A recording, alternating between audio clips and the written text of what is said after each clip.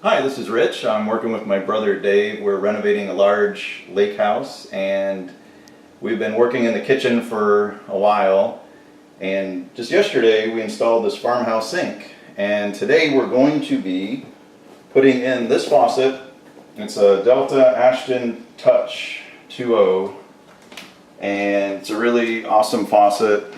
Got it at Lowe's, about $350. It's a brushed nickel.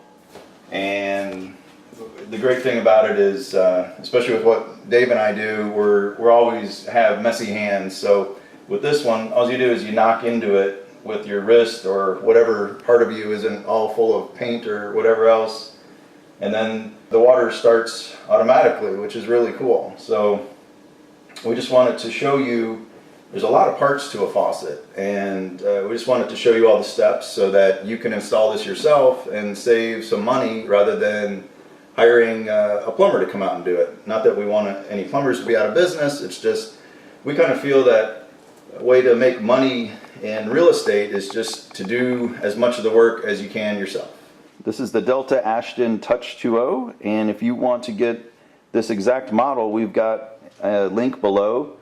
It's our Amazon affiliate link, so if you purchase it after clicking on our link, we get a commission off of this, and it helps us fund our channel. Alright, so I've just opened the box, and as I mentioned before, there are many parts to putting in a faucet, but don't be intimidated. We're going to go through it step by step, and soon we'll have a working faucet. This is how we like to start, is by removing all of the parts from the box and just spreading them out and having them neat and organized so we can see where everything is. Our countertops haven't been installed yet, so what we're going to do is temporarily install this sink just into this board, and then we're going to put this board over onto our counter, and that will at least enable us to use the faucet for the time being. It's probably going to be 4 weeks before we get our countertops installed. So far what we did is we just drew the 3 holes for installation of this faucet. So in your countertop, you should already have your 3 holes drilled by whatever company installed your countertops. And then these are the first parts we're going to need to find. This guy and this guy. It's a mounting bracket. So we're putting the metal piece over the black plastic piece and inserting that into the 2 outside holes of our 3-hole setup. Okay, now we're going to take the whole faucet assembly. It's already all in this giant assembly, and we need to get all of these different tubes down through the hole.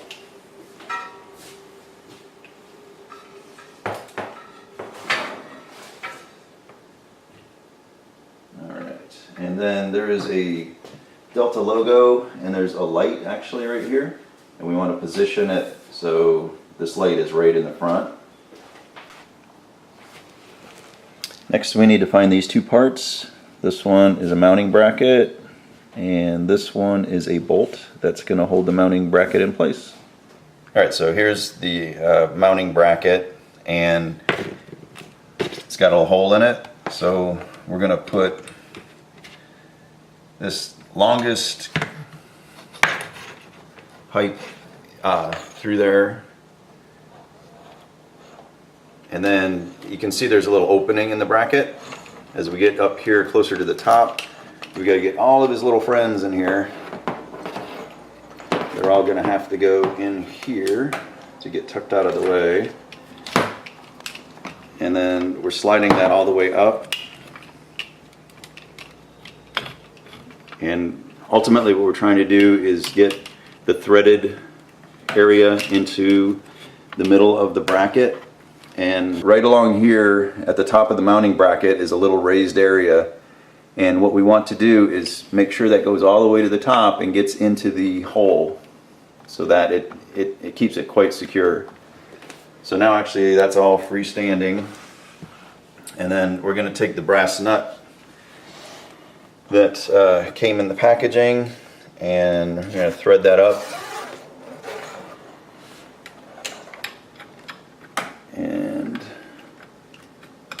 tighten that on there. Okay, so we're just sliding up the brass nut. We get it up there as far as we can. And then they gave us a little handy dandy gadget. They gave us like this little plastic wrench. And we're gonna slide that up there as well. And then there's a little hex wrench there at the top of it. So we're just turning that. In plumbing, it's like everything's like tight but not over tight. And it feels pretty tight to me. And voila, it's on there. Next up, find these two plastic nuts, and they go on either side of the faucet mount.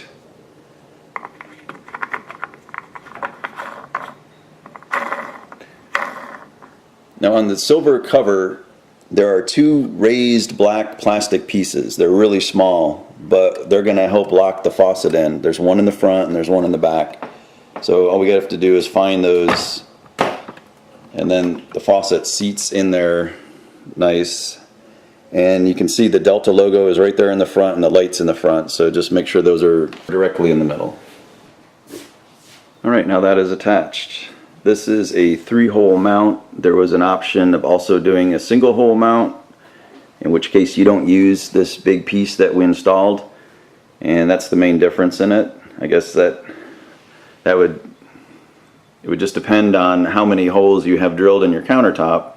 If you've got 3, you've got to use the bracket that we installed. If you just have 1, then you don't use the bracket. For this next part, we're going to be installing the check valves, and so it's these 4 parts, and you take this little part with this valve with the little gasket on it, and it goes down in there like that. We're going to put these check valves onto our supply lines and go righty-tighty. Get those somewhat tight. So just to get it hand tight, and then we're going to do 1/2 a turn with a wrench, because once again with plumbing, it's got to be tight but not over tight.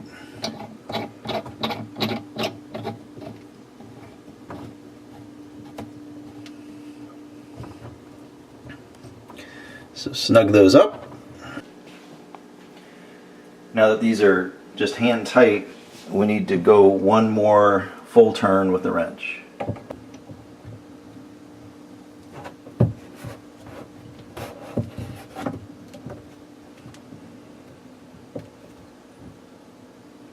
Okay.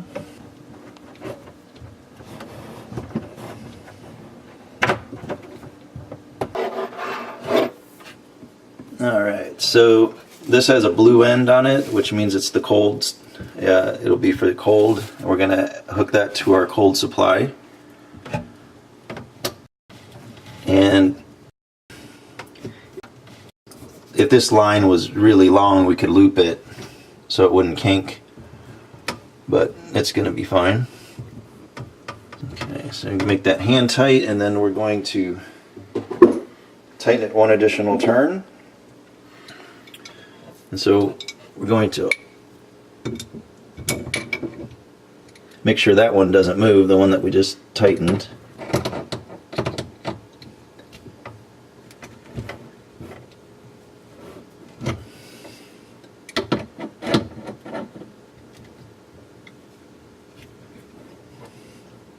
Very good. Nice.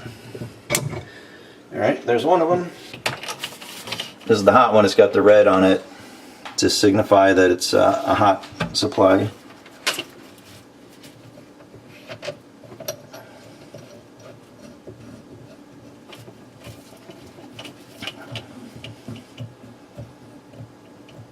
Alright, and we're going to do that 1 extra turn with the wrench. Once again, we're going to hold that so it doesn't move.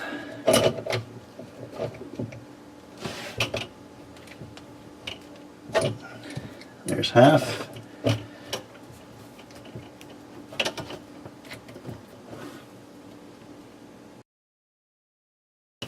Okay, so the spray wand is out, and we're moving this to an upright mix position. For this next step, you need to get a bucket because we're basically just trying to get the debris out of the lines and make sure the valves are cleared. And so that needs to go under there. Okay, this is the off position. When it's parallel with the tube, then it is in the on position. And so now we're going to test the hot.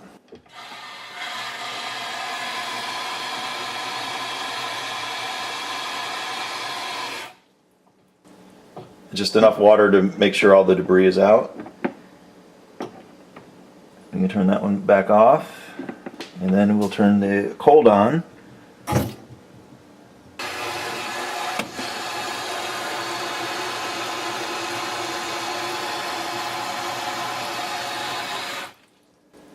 Very good.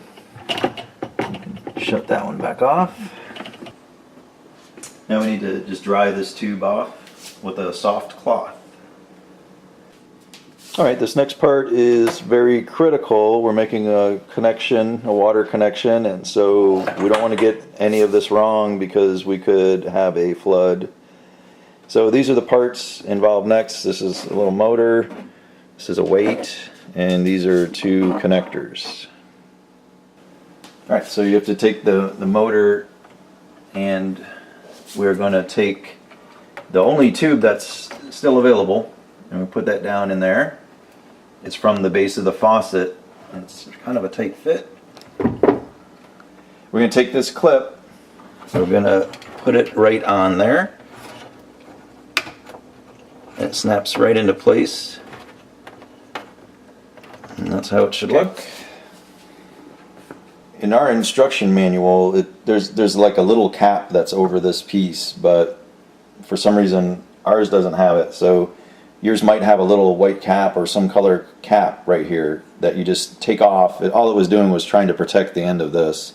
So you just throw that away. So in the next step, yours will end up looking like this. So they give you this weight, and you just take the weight, put it over that.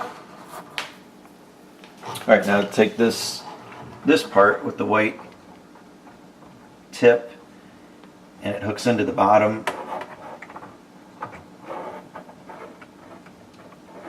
Of that, and you gotta use a little effort to push it up, and then clips, and it just pops right on.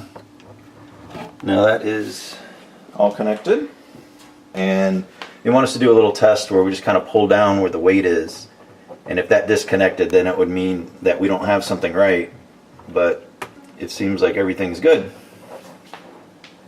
For the next part, we've got our battery housing, 6 batteries that came with the kit, and this one screw.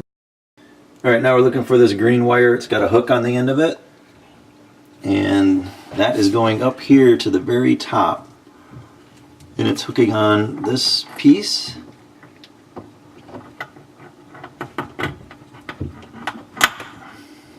And it clipped right in.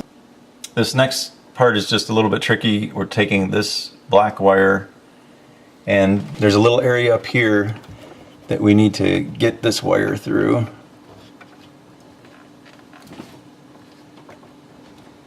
And there's not a lot of room to work. Okay. That made it through. That's just a little wire restraint. All right, now I'm just spinning this whole motor around so I can access. I want to have access to this little port right here, and then is going to go into the top one. And so it should look exactly like this configuration right here, where these two wires aren't all crossing each other, but this black one is out nicely to the right, the green one is out nicely to the left, and there's no interference. This is the battery pack that came with this system, and what's cool about it are 2 different things. First off, it takes 6 AA batteries, and they show you a diagram of how to insert all of them. The second really cool thing is that This is for the AA batteries, and they said that that'll last about 2 years. But if you take that out, you could actually put C batteries in there, and those will last. You have to put 6 of them in, but those will last up to 5 years. So that's a pretty cool deal. We're just going to go, we're going to cheap out and just go with the ones they gave us. We're going to be installing the battery pack, and they said you had 2 options. You could just lay it in there on the ground on the floor of your cabinet, or you could hang it on, you could mount it on the side. Okay. There's a cap to this battery pack, and there's a positive and a negative on it. So you have to make sure that there's the plus sign and there's the minus sign. Make sure that aligns with your batteries. And that went on nicely. And then we just put this screw in over here, and it's got just this little fastener right there, and bam, now it's on.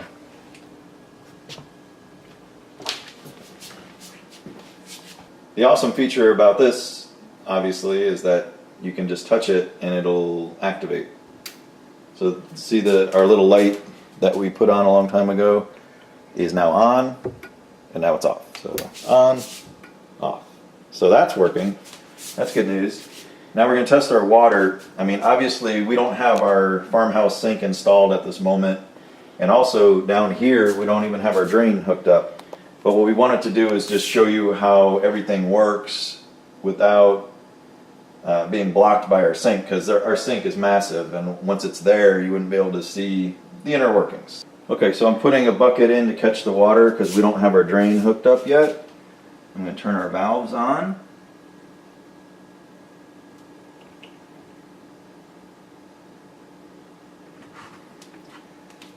And okay, it's already activated, so that's off. Now it's on. Hooray! We got cold water. And there's in the middle. Alright, it's lukewarm now. And now it's hot. Alright, here it is fully assembled. And those are all the inner workings. It's kind of cool because we don't have the sink in there right now, so you can catch out the whole thing. When I bought it, the guy said when you're done with it, it's going to look like a science project, which it kind of does. One really cool feature about this particular faucet is it's got this little LED color light indicator, and right there you see it's magenta, which means it's like right in the middle. It's not hot or it's not cold. It's somewhere between 80 and 110 degrees. But if that was solid blue, it would be meaning the water's cold and it's less than 80 degrees. And if it was red, then that means it's like terribly burning hot, greater than 110 degrees. But I think that's awesome, because how often do you go up to a faucet and you're not even sure what the temperature is? So the fact that that could be red and give you a little warning is really great. Ta-da! Okay, well that's how you install the Delta Touch2o faucet, and I hope this helps. Please subscribe if you haven't already, because we make a lot of how-to videos and house flipping videos, home improvement videos. Thanks much for viewing, and we'll see you next time.